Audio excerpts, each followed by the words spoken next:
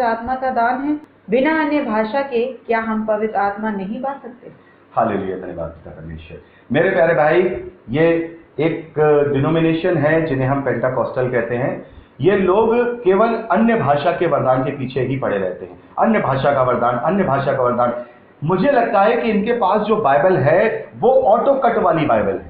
Auto cut मतलब एक Bible होती है जो हम पढ़ते हैं, उसमें सारे वचन मिलते हैं, पर इनके पास, या हम कहें जो डिनोमिनेशन वाली बाइबल्स होती हैं, उनके पास ऑटो कट वाली बाइबल होती है। मान लीजिए एक वचन पढ़ा, हाँ ये हमारे काम का है, वो तो दिखाई देता है, लेकिन आगे जो वचन दिख रहा है वो हमारे काम का नहीं है, हमारी डिनोमिनेशन के खिलाफ है, वो ब्लिंक कर जाता है, वो वहां पर गायब हो जाता है उनकी बाइबल से।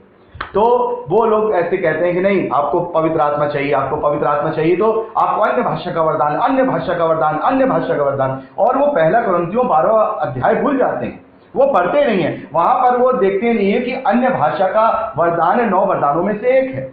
और वो अन्य भाषा का वरदान भी वो वरदान नहीं है जो ये बोलते हैं, वो अन्य भाषा का वरदान वो वरदान नहीं है जो ये बोलते हैं। और वो बाकी सारे वचन भूल जाते हैं। तो 9 वरदान और भी लिखे हुए हैं, वहां 8 वरदान और भी लिखे हुए हैं।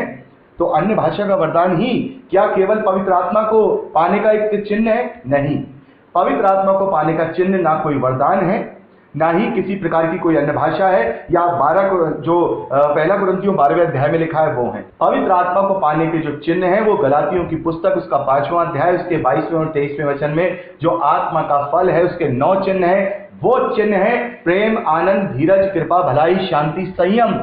ये है वो चिन्ह जो पवित्र आत्मा को दर्शाते हैं, वरदान नहीं। वरदान तो कलीसिया की उन्नति के लिए दिए जाते हैं, सेवकाई के लिए दिए जाते हैं, लेकिन मसीही विश्वासियों को पवित्र आत्मा का फल दिया जाता है। और यदि आत्मा को उनसे अपना कलीसिया का कार्य कराना होता है तो फिर वो वरदानों से भी भरता है। और यदि पवित्र आत्मा को किसी मसीह विश्वासी से कलीसियाई काम नहीं कराना है, सेवकाई नहीं कराना है, तो फिर वो पवित्र आत्मा का फल जो प्रत्येक मसीह विश्वासी को दिया जाता है उसके 9 चिन्ह होते हैं, वो उनमें दिखाई देते हैं। तो अन्य भाषा का वरदान अगर किसी के पास है तो सबसे पहला जो चिन्ह है आत्मा का फल का वो प्रेम है। अगर प्रेम नहीं है तो फिर अन्य भाषा का वरदान कहां से मिल गया? मैंने तो ऐसे बहुत सारे पास्टर देखे, मन में कुड़न है, जलन है, ईर्ष्या है, एक दूसरे के प्रति क्रोध है, मुंह में गालियां है, अन्य भाषा पे बात कर रहे हैं।